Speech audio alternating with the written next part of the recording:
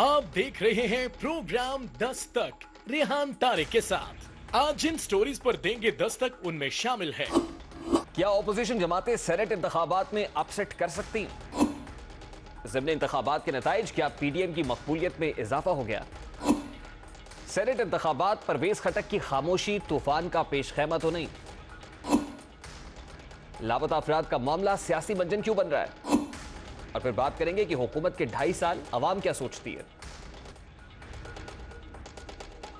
अस्सलाम वालेकुम, मैं हूं रेहान तारिक और आप देख रहे हैं दस्तक। आज चीफ जस्टिस गुलजार अहमद की सरबराही में 5 रुकनी लार्जर बेंच ने सेनेट इंतखाबात से मुताल्लिक सदारती रेफरेंस पर समाअत की। इस दौरान chief election commissioner Sikandar Sultan Raja और दीगर अरकान अदालत में पेश हुए। आज इलेक्शन कमीशन ने दोबारा अपना जवाब जमा कराया है, जिसमें वो अपने पुराने मौके पर डटे हुए हैं और कहा है कि आइन के आर्टिकल 226 के तहत सेनेट इंतखाब खुफिया रायशुमारी से हो सकते हैं। समाअत के दौरान वकील इलेक्शन कमीशन ने मौक़िफ़ अपनाया कि वोटों को खुफिया रखने का मतलब है कि हमेशा खुफिया ही रहेंगे। कास्ट किए गए वोट कभी किसी को दिखाए नहीं जा सकते हैं। खुफिया वोटिंग में वोट की तस्वीर बनाना जुर्म है। खुफिया रायशुमारी में वोट काबिल शनाख्त नहीं होता, जिस पर जस्टिस एजाजुल एहसन ने कहा कि आप तो आज से कयामत तक सीक्रेसी की बात कर रहे हैं। ऐसा ना हो तो आइन और कानून में लिखा है, ना ही हमारे फैसलों में जो अनपढ़ हैं या वोट कास्ट करने के लिए मदद लेते हैं उनकी सीक्रेसी का क्या होगा। इस हवाले से जस्टिस एजाजुल एहसन ने वाज़ेह किया। जी, जस्टिस एजाजुल एहसन ने पूछा कि मुतनासिब नुमाइंदगी का क्या मतलब है। इलेक्शन कमीशन मुतनासिब नुमाइंदगी को कैसे यकीनी बनाएगा? जिस जमात की सेनेट में जितनी नशस्तें बनती हैं उसे उतनी मिलनी चाहिए। किसी जमात को कम नशस्तें मिली तो जिम्मेदार इलेक्शन कमीशन होगा। बड़े अहम रिमार्क्स दिए जस्टिस एजाजुल एहसन ने इस हवाले से। उन्होंने कहा कि सूबाई असम्बली के तनासुब से सेनेट नशस्तें ना मिली तो ये इलेक्शन कमीशन की नाकामी होगी। समाअत के दौरान ही चीफ जस्टिस ने सवाल किया कि अगर कोई जमात तनासुब से ज्यादा सेनेट सीटें ले तो इलेक्शन कमीशन क्या करेगा? इलेक्शन कमीशन कैसे तयन करता है कि इंतखाबात मुतनासिब नुमाइंदगी से हुए? साथ ही बेंच के रुकन जस्टिस एजाजुल एहसन ने रिमार्क्स दिए कि वोट फरोख्त करने से मुतनासिब नुमाइंदगी के उसूल की धज्जियां उड़ेंगी। कोई जमात तनासुब से हटकर सीटें जीत ले तो सिस्टम तबाह हो जाएगा। चीफ जस्टिस की बात पर अटॉर्नी जनरल ने कहा कि बेईमानी हमेशा ईमानदार से होती। इस्लामाबाद में आज भी लोग नोटों के बैग लेकर बैठे हुए हैं, जिस पर चीफ जस्टिस ने कहा कि सिर्फ चंद लोग वोट फरोख्त करते हैं। इस पर अटॉर्नी जनरल ने कहा कि पैसे देने वाले रुके हुए हैं कि अदालत ओपन बैलेट का हुक्म ना दे दे। अटॉर्नी जनरल ने कहा कि अगर किसी ने कत्ल के पैसे लिए और कत्ल नहीं तो वो खुद कत्ल हो जाता है। जब वो वोट के लिए पैसे लेता है उसे अपना काम पूरा करना होता है। समाअत के दौरान जस्टिस एजाजुल एहसन ने कहा कि मनशियात और 2 नंबर की कमाई वोटों की खरीदारी में इस्तेमाल होती है। इस पर अटॉर्नी जनरल ने कहा कि वीडियो सामने आने के बाद खरीदो फरोख्त का नया तरीकाकार सामने आया है। पैसा लेकर पहुंचाने वाले कमीशन ले रहे हैं। दुबई में पैसा पहुंचाने का रेट अलग है। चीफ जस्टिस ने कहा कि मुल्क की किस्मत इलेक्शन कमीशन के हाथ में है। इलेक्शन कमीशन अपनी जिम्मेदारी को समझे। यहां सवाल पैदा होता है कि इलेक्शन में शफाफियत का क्या तनाया जा सकता है? इलेक्शन कमीशन वोटों की खरीदारी को कैसे रोक सकता है? क्या आजम शाहिद खाकान अब्बासी ने मीडिया से गुफ्तगू में ऑपोजिशन का मौक़िफ़ बयान किया है। शाहिद खाकान अब्बासी क्या कह रहे थे, जरा उसकी एक झलक आपके सामने रखता है। इलेक्शन कमीशन ने इस इलेक्शन को भी शुरू होने से पहले मुतनाज़ा बना दिया है।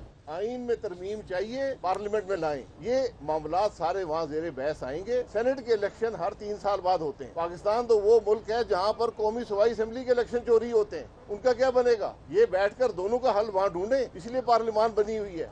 पार्लियामान एक दूसरे को गालियाँ देने के लिए नहीं है। अब एक जानिब हुकूमत सदारती रेफरेंस के फैसले का इंतजार कर रही है तो दूसरी जानिब ऑपोजिशन जमातें इलेक्शन कमीशन के रवैये से नाला दिखाई दे रही हैं। इसका इजहार आज साबिक वज़ीर आज़म यूसुफ रज़ा गिलानी ने भी किया।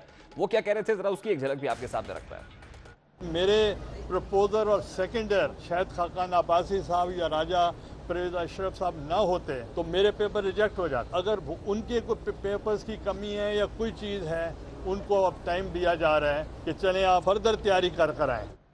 अब यूसुफ रज़ा गिलानी की बतौर सेनेटर नामजदगी और उनकी कामयाबी ऑपोजिशन जमातों के लिए एक चैलेंज बन चुकी है। ऑपोजिशन जमातें उनकी कामयाबी को वज़ीर आज़म के खिलाफ तहरीके अदम एतमाद करार दे रही हैं, जबकि वाकिफ़ाने हाल उन्हें चेयरमैन सेनेट के तौर पर भी देख रहे हैं।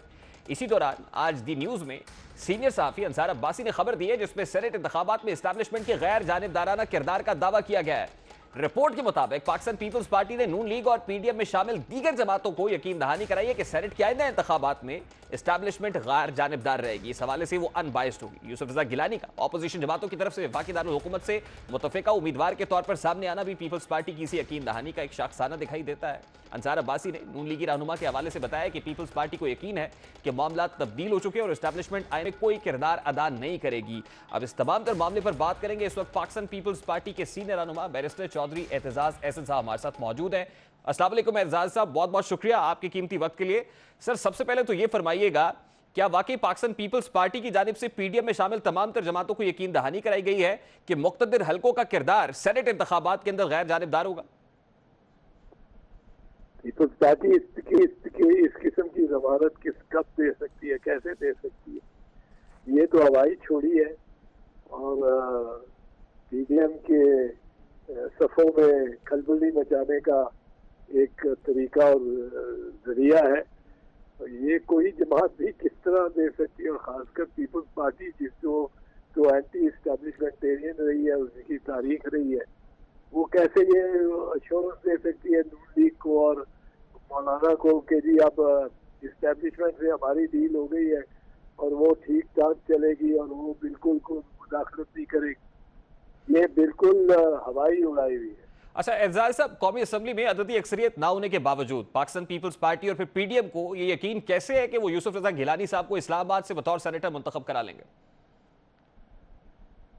ये तो मुनसर है उन एमएनए पर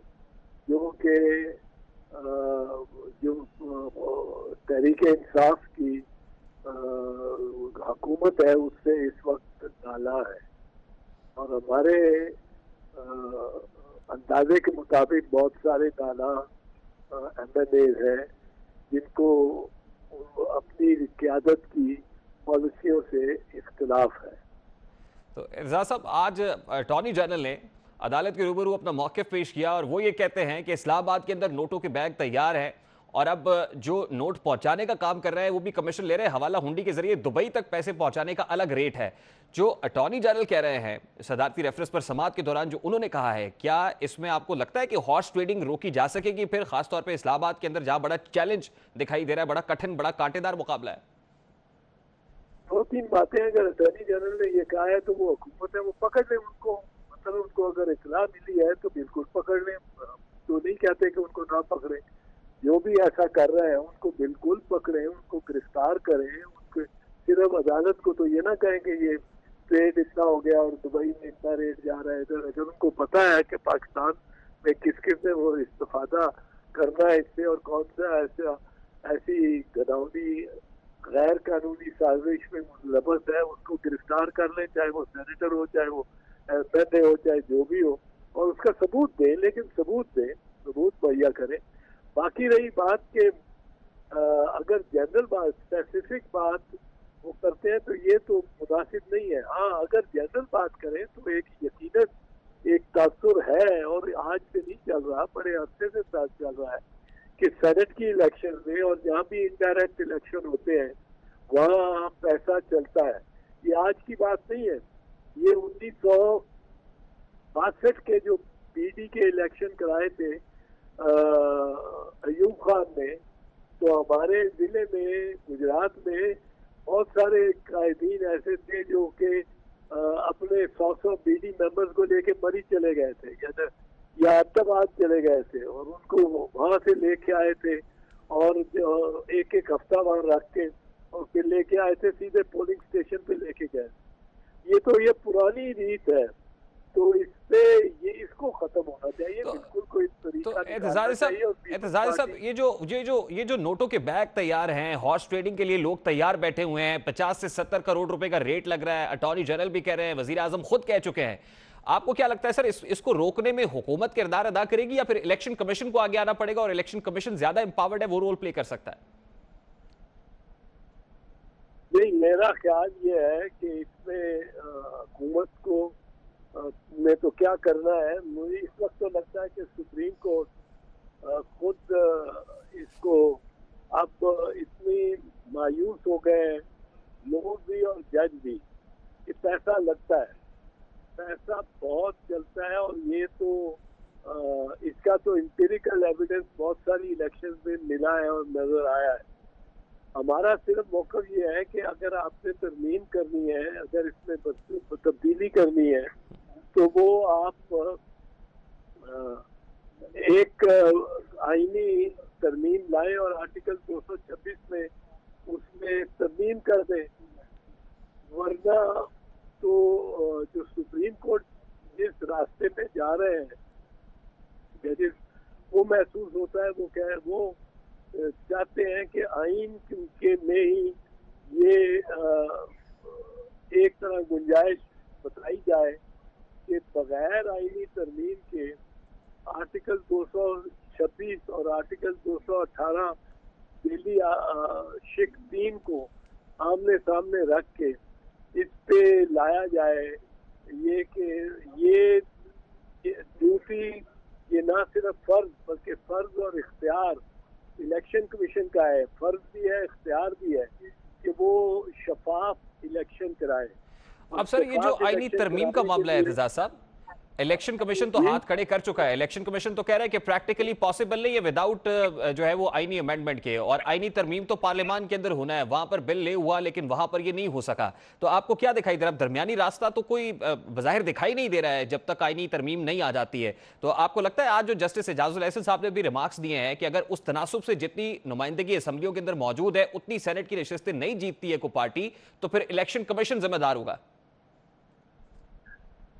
ये तो सुप्रीम कोर्ट की कोई दुरुस्त ताबीर नहीं है कि इलेक्शन कमीशन को जब जिम्मेदार होगा, अगर एग्जैक्टली वही नहीं होंगे जिस तरह के उसी तनासब से सेनेटर नहीं मिलेंगे जिस तनासब से पार्टियों की अपनी अपनी स्ट्रेंथ है और शुमार है कौमी असम्बली में या सूबाई असम्बलियों में, ये तो कोई मुनासिब बात नहीं है।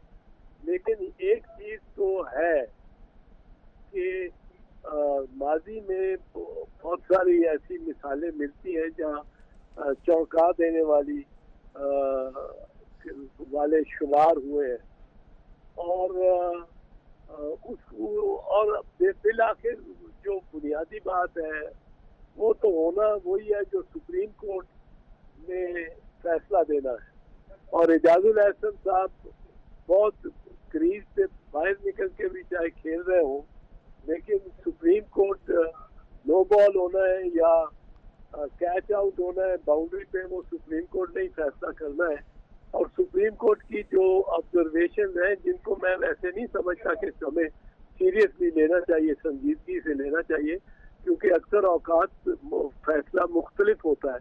पर सुप्रीम कोर्ट को इस वक्त तशवीश है जितनी धांधली और जितना पैसा चला है और ये जो वीडियो चल रही है बिल्कुल एतजाज साहब, इस पे तो यकीनन सभी को तशवीश है, सुप्रीम कोर्ट को भी तशवीश है, हुकूमत भी इस पर अपनी तशवीश का इजहार कर रही है, इसीलिए वो बिल लेकर आए लेकिन ऑपोजिशन ने उस पर ताउन नहीं किया। अब मुझे ये बताइए सर कि सेनेट इंतखाबात जैसे जैसे करीब आ रहे हैं, आपको लगता है कोई दरमियानी राह निकाली जा सकती है? क्योंकि प्रैक्टिकली अमेंडमेंट तो पॉसिबल नहीं है, कोई बीच का रास्ता निकाल सकता है सुप्रीम कोर्ट? अमेंडमेंट मुमकिन भी है अगर खान साहब ऑपोजिशन को एतमाद में ले तो अमेंडमेंट तो बड़ी जल्दी हो जाती है। सुप्रीम कोर्ट की अमेंडमेंट एक दिन में भी हुई हुई है, 4 घंटों में भी, 3 घंटों में भी हुई हुई है। वो काउंटिंग का ही और प्रोसेस में टाइम लगता है, तो उसके लिए ऑपोजिशन को एनआरओ देना पड़ेगा सर। भी बड़ी जल्दी हो गई थी। लेकिन जो बात मुझे लगता है जो जिस तरफ सुप्रीम कोर्ट जा रहा है वो ये है कि आइन के अंदर ही इस तरह की तशरीह आइन में ही की जाए कि इलेक्शन कमीशन को ये इख्तियार मंसूब कर दिया जाए कि वो शफाफ इलेक्शन कराने की खातिर अगर किसी शिक में किसी आर्टिकल में खुफिया वोट का जिक्र है तो उस इलेक्शन को जो उनकी ऑब्जर्वेशन है उनको आइन के तहत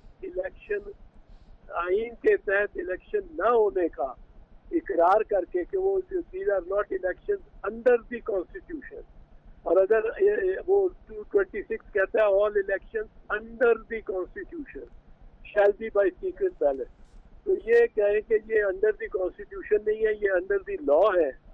और चूंकि अंडर द लॉ है इसलिए इनको आइन में तरमीम के बगैर भी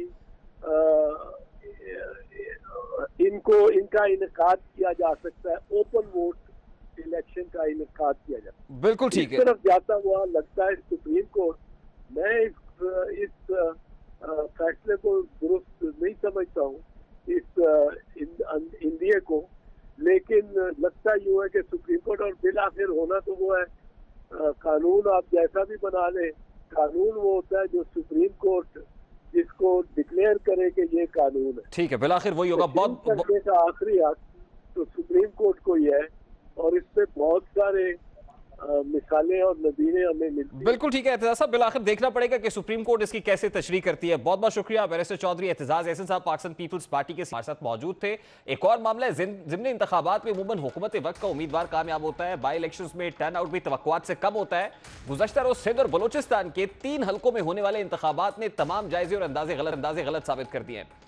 इन इंतखाबात में हुक्मरान जमात तहरीक इंसाफ के वोट कम हुए हैं, जबकि पीपल्स पार्टी और JUI-FA के दरमियान जो उम्मीदवार एक तारीखी मार्जिन से कामयाब हुए हैं। 2018 के आम इंतखाबात और मौजूदा नताइज का अगर जायजा आपके सामने रखें तो PS 88 मलीर में पीपल्स पार्टी के उम्मीदवार 24,251 वोट लेकर कामयाब हुए, जबकि दूसरे नंबर पर तहरीक लब्बैक के उम्मीदवार रहे जिन्होंने 6,090 वोट हासिल किए। कल दिन भर होने वाली हंगामा राई के बावजूद तहरीक इंसाफ महज 4,870 वोट ही हासिल कर सकी है। इसी हल्के में 2018 के इंतखाबात में पीपल्स पार्टी के उम्मीदवार ने 22,563 वोट हासिल किए थे, जबकि तहरीक इंसाफ के उम्मीदवार 16,392 वोट लेकर कामयाब करार पाए थे। लेकिन मौजूदा इंतखाबात में तहरीक इंसाफ के 12,000 से ज्यादा वोट कम हुए हैं, जो कि इंतहाई परेशान कुन भी है। सूबा सिंध के इंतखाबी हल्के PS 43 के अंदर भी मामला मुख्तलिफ नहीं है। वहां पर पीपल्स पार्टी के उम्मीदवार 49,571 वोट लेकर कामयाब हुए, जबकि PTI के उम्मीदवार महज 6,931 वोट हासिल कर सके हैं। और 2018 के अंदर जो इंतखाबी नताइज से उससे कदरे मुख्तलिफ दिखाई दे रहा है। अब इस तमाम तर मामले पर बात करेंगे। इस वक्त पाकिस्तान तहरीक इंसाफ की रहनुमा कंवल शोजर ज्वाइन किया है। बहुत बहुत शुक्रिया कंवल साहबा आपके वक्त के लिए। कंवल साहबा, गुज़श्ता रोज 3 हलकों में बाई इलेक्शंस हुए हैं और तीनों में पाकिस्तान तहरीक इंसाफ को शिकस्त से 2-4 होना पड़ा है, तो क्या इसे हुकूमत वक्त के खिलाफ रेफरेंडम ही समझा जाए, जैसे PDM कह रही थी कि बाई इलेक्शंस में हुकूमत के खिलाफ रेफरेंडम आ जाएगा? बिस्मिल्लाहिर्रहमानिर्रहीम, thank you very much Rehan. आप मुझे बताएंगे कि पहले इन तीनों हलकों में कौन कौन जीता हुआ था? क्या पाकिस्तान तहरीक इंसाफ वहां पे पहले मौजूद थी या उनका कैंडिडेट था जिसको हरा के? आप बिल्कुल दुरुस्त फरमा रही हैं। पाकिस्तान तहरीक इंसाफ नहीं थी, लेकिन पाकिस्तान तहरीक इंसाफ को 4 गुना वोट कम पड़े हैं जितने 2018 के अंदर पड़े थे। मेरा सवाल यह है, क्या पाकिस्तान तहरीक इंसाफ की मकबूलियत कम हुई है? जी, अब मैं आपको जवाब दे दूं। अब आपने काफी बेहतर सवाल किया, मैं जरा जवाब दे दूं। देखिए, 2 तो हल्के हैं सिंध के, और सिंध में जो कल हमने मनाजिर देखे, मेरे पास तो और भी बहुत सारी फुटेजेस मौजूद हैं जो आप लोगों ने नहीं दिखाए मगर हम तक पहुंचते रहे, जो हमारी ख़वातीन पे वहाँ पे जो जा रही थी कैंपेन करने, जिन पे अटैक हुआ या जो वहाँ पे मॉनिटरिंग करी थी हलीम आदिल शेख साहब के ऊपर, जिस किस्म का एक फ्रिवलस किस्म का मुकदमे बना के और उनको ले जाया गया है। दूसरी तरफ पशीन की बड़ी शोर शराबा मच रहा था। पशीन की यही सीट पहले MMA के पास थी, अब मौलाना फजलुर रहमान साहब ने अपनी केचली बदली है और उस पे JUIF का ठप्पा लगा के तो दोबारा उसी सीट पर से अपने बंदे को लेकर आ गए हैं। तो PTI तो पहले ही इन हलकों में मौजूद नहीं। दूसरी बात आपने कहा जी 4 गुना कम हुई है। देखिए, मैं सिर्फ ये जानने की कोशिश कर रहा हूं कि अगर यही तसलसल अगर सेनेट के अंदर भी जारी रहता है तो फिर हुकूमत के लिए तो बड़ा मुश्किल हो जाएगी। आप गलत स्पिन ना दें, एक मिनट जरा मेरी बात सुन लें। ज़िमनी इंतखाबात में नॉर्मली कम वोट पड़ता है और लोग इंटरेस्ट नहीं इतना ले रहे होते। ज़्यादातर यही है कि जहाँ पे पहले से 12 सालों से सिंध की हुकूमत है, वहाँ तो वैसे भी इंडिपेंडेंट, फेयर और फ्री इलेक्शन का कोई कॉन्सेप्ट मुश्किल से ही नज़र आता है। लेकिन बहरहाल इसको रेफरेंडम में अगर आप कन्वर्ट करना चाह रहे हैं तो फिर रेफरेंडम ही करवा लेते हैं डायरेक्ट पूरे पाकिस्तान से। ये बहानों से और आने बहानों से इधर उधर से रेफरेंडम कराने की क्या जरूरत है? अच्छा, चले मुझे फिर ये बताएं कि अगर सेनेट के अंदर ये तसलसल होता है कि अवाम ने PDM को कैसे रिजेक्ट किया, अगर सेनेट इंतखाबात के अंदर कुछ ऐसे नताइज सामने आते हैं तो फिर पाकिस्तान तहरीक इंसाफ के लिए कितना मुश्किल हो जाएगा? क्योंकि बादी नजर में तो ये दिखाई दे रहा है कि Pakistan Tehreek Insaf secrecy of ballot की हामी इसलिए है कि कहीं ना कहीं कोई कंफ्यूजन मौजूद है, अनसर्टेनिटी जो है वो लूम कर रही है। देखिए, बादियो नज़र में तो बहुत क्लियर नज़र आ रहा है कि पाकिस्तान तहरीक इंसाफ अपने जो मंशूर है और जो उनकी ज़ुबान है पहले दिन से कि एक ट्रांसपेरेंट सिस्टम होना चाहिए, और हमारे धरने की पूरी रीज़न ही यही थी कि रिफॉर्म्स होनी चाहिए, इलेक्शन इलेक्ट्रॉनिक सिस्टम से होना चाहिए। 12 वज़ीर आज़म इमरान खान साहब ये आवाज़ उठाते रहे। 2015 में इमरान खान तो वज़ीर आज़म नहीं थे, नवाज शरीफ वज़ीर आज़म थे। जब उस वक्त रिफॉर्म की बात हुई सबसे पहले उन्होंने नून लीग को एंडोर्स किया। 2006 में तो पीपल्स पार्टी और नून लीग ने मिलकर चार्टर ऑफ डेमोक्रेसी की 23वीं शिक बनाई थी। उस वक्त तो PTI किसी ऐवान में ही मौजूद नहीं थी। और 2019 में एहसन इकबाल साहब ने आके कहा था आइडेंटिफाइबल बैलेट होना चाहिए सेनेट में। तो हम तो हमेशा उस प्रोसेस को एंडोर्स करते हैं जिससे रिफॉर्म हो, ट्रांसपेरेंसी हो। देखिए कमल साहब, बड़ी अच्छी बात है, ये बड़ी अच्छी बात है कि हॉर्स ट्रेडिंग को कंडेम करना चाहिए, ये मंडियां खत्म होनी चाहिए, बहुत अच्छी बात है और प्रिंसिपली पाकिस्तान तहरीक इंसाफ बिल्कुल ठीक कह रही है। लेकिन दूसरी तरफ आपके पार्लिमानी बोर्ड जिन अफराद को सेनेट में उम्मीदवार बना के उतार रहे हैं, जिन इलेक्टेबल्स को उतारा जा रहा है, खासतौर पर वो शहराम तरक्की के वाले साहब हो, वो आतिफ खान के कजन हो, वो सिंध से जो है फैसल वोडा साहब हो या सैफुल्लाह अबड़ू साहब हो, तो उससे तो तासुर फिर यही मिलता है ना कमल शोजब साहिबा कि उन लोगों को उतारा जा रहा है जो बेहतर तौर पे वोट खरीद भी सकें। देखिए जी, इस दर अगर वोट खरीदने हो ना तो फिर इनसे भी ज़्यादा बड़े बड़े लोग बैठे हुए हैं। फौजिया अरशद साहिबा, उसके अलावा जनाब सैफुल्लाह नियाजी साहब, एजाज चौधरी साहब, ऑन बप्पी साहब और बहुत सारे हमारे जो नजरियाती फलक नाज साहिबा और एक लंबी लिस्ट है जो हमारे सारे वर्कर्स हैं। ये तो बेचारे ना खरीद सकते हैं ना बेच सकते हैं। और इलेक्टेबल्स की तो सेनेट में वैसे भी बात नहीं होती। आप दूसरी तरफ देखें, मुशाहिदुल्लाह साहब जो सदियों से गुलाम दर गुलाम चले आ रहे हैं, नाम तो देखें। शहादत साहब आ रहे हैं जनाब, जो एकम्प्लिस रहे हैं उज़ैर बलोच साहब के, उन पर किसी ने सवाल नहीं उठाया। रहमान मलिक साहब फारिग हो गए, सवाल नहीं उठाया। पलवशा साहिबा को चकवाल से कराची बुला लिया जाता है, सवाल नहीं उठते हैं। तो एक तो लंबी लिस्ट है। और वो जो सैफुल मलूक होकर साहब हैं, उनकी क्या स्टैंडिंग है, क्या उनके सुरखाब के पर और बहुत मेरे पास चंद सेकंड से मुझे ब्रेक पे जाना है। तो ये सवाल तो बनते हैं, बैलेंस हमेशा होना चाहिए। पीटीआई तो बड़ा ओपनली अपने तमाम कारकुनों का जवाब भी दे रही है और बड़ी अच्छी बात है। इस वक्त जिस कांटेदार मुकाबले का जिक्र हो रहा है वो वफाकी दारुल हुकूमत का है, लेकिन दूसरी साइड पर तो हमें वही लोग नजर आते हैं। और सबसे ज्यादा यूसुफ रजा गिलानी साहब, मैं उसी तरफ आना चाह रहा हूं। किसी अपने यूसुफ रजा गिलानी के आए हुए हार दिया हुआ जो था डोनेशन में, उसको भी नहीं जिन्होंने छोड़ा, उस पर कोई सवाल नहीं है। पिटीशन आपने चैलेंज किया ना पाकिस्तान तहरीक इंसाफ ने, तो पिटीशन कर दी। मुझे क्विकली बता दीजिएगा, मुझे एक्चुअली ब्रेक पे जाना है, चंद सेकंड्स है मेरे पास। मुझे बताइए कि पीडीएम तो बड़ी होपफुल है कि यूसुफ रजा गिलानी जो है वो ये सीट निकाल लेंगे। क्या हफीज शेख को कैसे कामयाब कराएंगे? क्योंकि वहां से आमिर लियाकत साहब और चंद लोग वो बता रहे हैं कि जो हफीज शेख साहब को वोट नहीं देने जा रहे हैं। देखिए, पीडीएम तो पहले इस्तीफे भी दे रही थी, पीडीएम तो सिंध हुकूमत भी छोड़ रही थी, पीडीएम तो 31 दिसंबर को वजीर आजम को भी फारिग करके बैठी हुई थी। तो पीडीएम के तो क्या ही कहने, अभी आगे आगे देखिए होता क्या। जिस वक्त यूसुफ रजा गिलानी साहब को नून लीग ने यू टर्न लेके और छोड़ जाना है बीच में, और इनके 39 से 40 वोट फारिग हो जाएंगे, फिर हम आपको पूछेंगे कि क्या होता है और क्या नहीं होता है। हमारे जितने लोग मौजूद हैं ऐवान में, उससे ज़्यादा ही वोट आके दे देंगे। अगर ज़मीर की आवाज़ पे ही वोट देने तो मेरा ख्याल है जिनको चोर चोर मुजरिम मुजरिम डिक्लेयर करवाते रहे नून लीग वाले और जाके बाद जलसे जुलूस करते रहे, वो फिर आप देखिएगा पीछे से कैसे गायब होते हैं। कमल शोजब साहिबा पाकिस्तान तहरीक इंसाफ की रहनुमा हमारे साथ मौजूद थी। वो तकरीबन 40 लोग जब डेविएट होंगे तो फिर आपको बताएंगे। ब्रेक लेंगे जी, ब्रेक के बाद वापस आते हैं। सेनेट इंतखाबात के दौरान परवेज खटक क्यों गायब है, इस मामले को उठाएंगे इस ब्रेक के बाद हमारे साथ।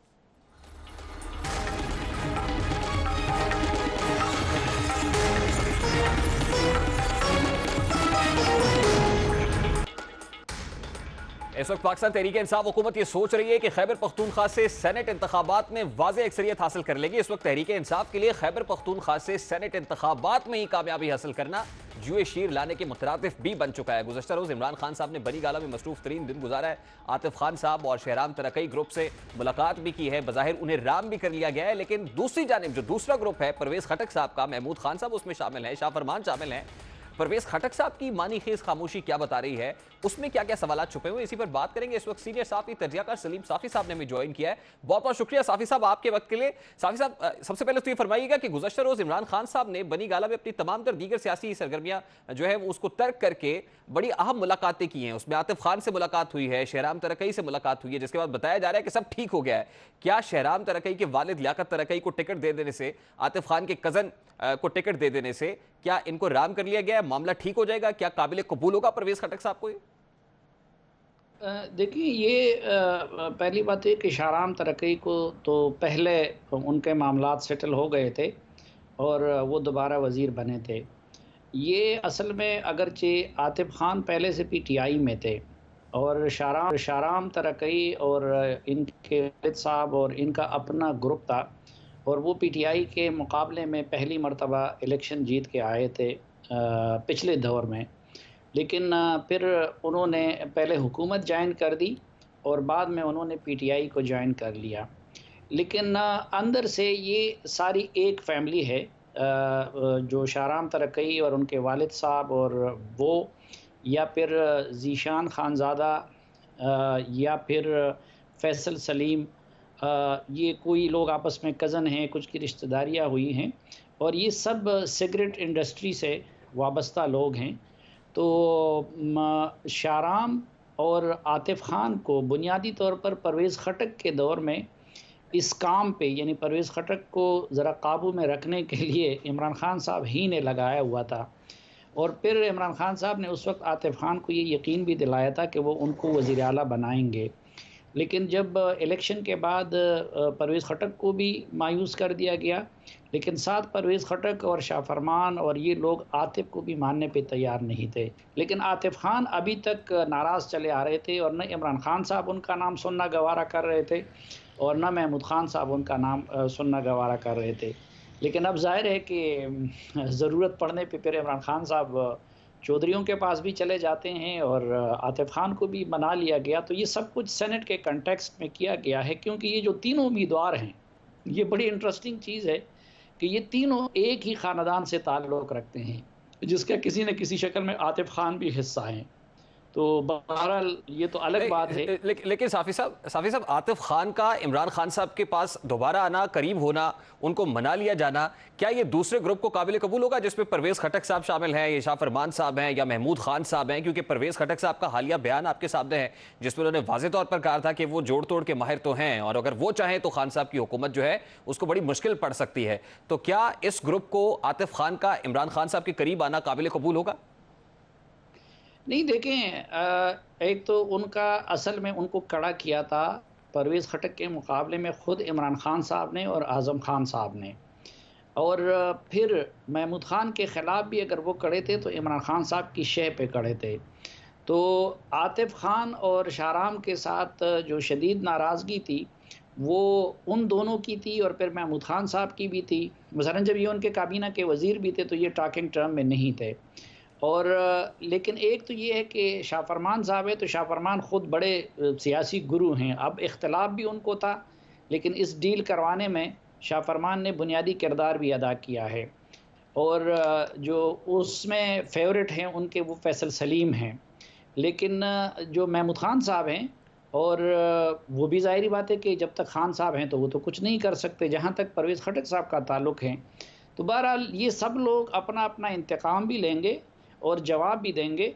लेकिन जब तक खान साहब की हुकूमत है तो बेचारे ना परवेज़ खटक साहब कुछ कर सकते हैं, क्योंकि परवेज़ खटक साहब का तो मुसलसल मसलन पहली बात ये कि अगर वो वाकई इलेक्शन फेयर हुआ था, अगर हम नहीं मानते तो फिर तो परवेज़ खटक ने रिकॉर्ड तोड़वा दिया था और उन्होंने 2/3 मेजॉरिटी दिलवा दी, जो खैबर पख्तूनख्वा की रवायात के बिल्कुल ख़िलाफ़ था।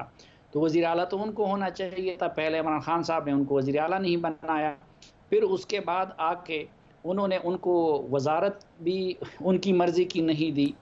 फिर ये भी है कि उनके प्रिंसिपल सेक्रेटरी आज़म ख़ान भी उनके शदीद मुखालिफ हैं।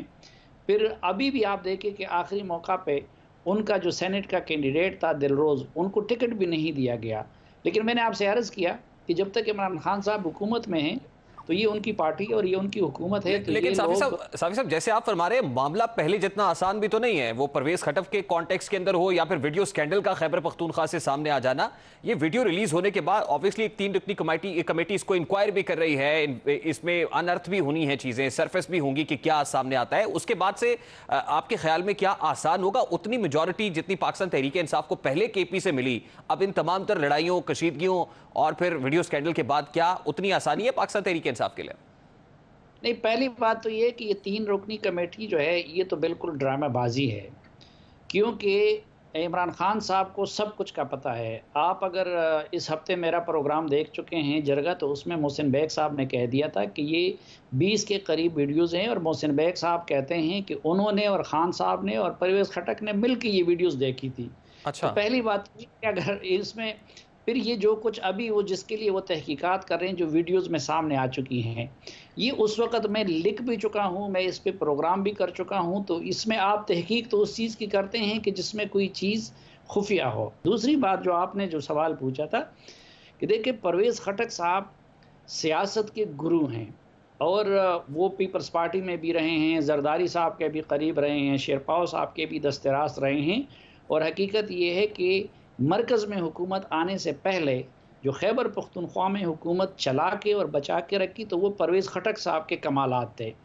अब अगर परवेज़ खटक साहब जैसे बंदे के होते हुए और जो वो पूरा ज़ोर भी लगा रहे थे क्योंकि उनके लिए इज़्ज़त और बेइज़्ज़ती और नाकामी और कामयाबी का भी मसला बना हुआ था, अगर उस दौरान पीटीआई के 22-23 लोग बिक गए जिसमें वज़ीर और मुशीर भी थे, तो अब के बार महमूद खान साहब तो मैंने आपको बता दिया कि वो तो वहाँ के बुज़दार प्लस है। और यही वजह है कि इस मरतबा खैबर पख्तूनख्वा में इमरान खान साहब ने अक्सरियत वो करपतियों को दे दी कि जो पीपल्स पार्टी से कई गुना ज़्यादा ख़रीदारी की सलाहियत रखते हैं। और अभी आप देखें कि जो कल की जो डेवलपमेंट है, यानी मैंने आपको बता दिया कि ये 3 करपतियों को एक ही ख़ानदान से और एक ही इलाके से और एक ही इंडस्ट्री से मुताल्लिक़ लोग, और उसमें इंटरेस्टिंग चीज़ ये है कि जो पनामा के ऑफशोर अकाउंट्स आए थे तो उसमें जिन 2 फैमिलीज़ के बहुत ज़्यादा अकाउंट्स थे उसमें एक तरकई फैमिली थी और लियाकत तरकई साहब के, तो नवाज शरीफ का पनामा अकाउंट्स हराम था और अब पनामा में ऑफशोर अकाउंट्स रखने वाले लियाकत तरकई साहब वो इमरान खान के टिकट होल्डर बन गए। दूसरी बात कि जो कल जो उन्होंने किया, मसलन जो खैबर एजेंसी के अंदर पीटीआई को हरा के वो हमारे शाहजी गुल साहब के बेटे और उनका ग्रुप जीता था, जिन्होंने नूरुल हक कादरी साहब के रिवायती वो हरीफ रहे हैं और वो भी पैसे वाली पार्टी है। अच्छा, फिर तमाशा ये हुआ था कि उस वक्त तो उनको पीटीआई से इतनी नाराज़गी थी और वो माजी में नवाज शरीफ के इतने करीब रहे थे कि उन्होंने उस वक्त भी फिर पीटीआई को ज्वाइन करने की बजाय अब खैबर पख्तूनख्वा में बाप पार्टी का क्या तुक बनता था। तो कल पीटीआई ने उनके साथ भी डील कर दी और अब वो जनरल सीट पे शाहजी गुल अफरीदी के भाई ताज मोहम्मद अफरीदी को सपोर्ट करेंगे और उसके जवाब में बाकी जनरल टेक्नोक्रेट्स और ख़वातीन पे वो इनको सपोर्ट करेंगे। ठीक है, बहुत बहुत शुक्रिया साफ़ी साहब आपके वक्त के लिए। सीनियर साफ़ी तजियाकार सलीम साफ़ी साहब हमारे साथ मौजूद थे। अभी एक ब्रेक लेंगे और ब्रेक के बाद जब वापस आएंगे तो फिर बात करेंगे कि लापता अफराद का मामला सियासत की नज़र क्यों होता है। इस मामले को उठाएंगे इस ब्रेक के बाद। हमारे साथ रहिए।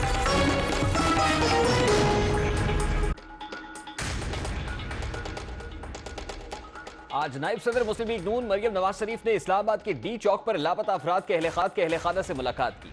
उन्होंने मुजाहिरीन को मुकम्मल ताउन की यकीन दहानी कराई। साथ ही हुकूमत पर तनकीद भी की कि वज़ीर आज़म तो इनकी बात सुनने के लिए नहीं आए, उल्टा उनके वज़रा ही ज़ख्मों पर नमक पाशी करती रहा।